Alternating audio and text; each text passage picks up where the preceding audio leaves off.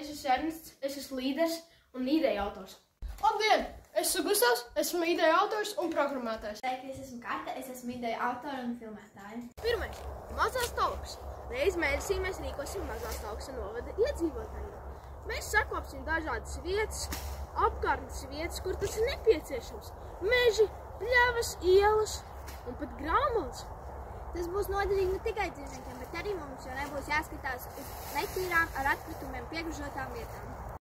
Otrais – depozītkastes. Mēs mudināsim skolās ieviest šādas kastes, kur skolām varēs mest savus depozītus. Šos depozītus mēs nodosim un ziedosim naudu kādai organizācijai, kurai tiešām to vajag. Tas mudinās jauniešus nodot un vispār šķirot atkritumus.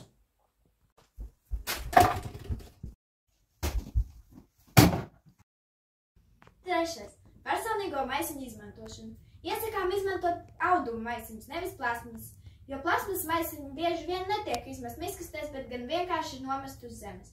Taču auduma maisiņus var izmantot atkārtoti un ir dabai draudzīgāki.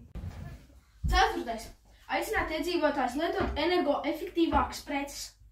Šī ledspuldzīte liekas kā jau parasti ledspuldzīte, bet nē, šī patērē 50% mazāk nekā parastā kvēlspuldze, un ar šo spuldzīti tu esi dabai draudzīgāks.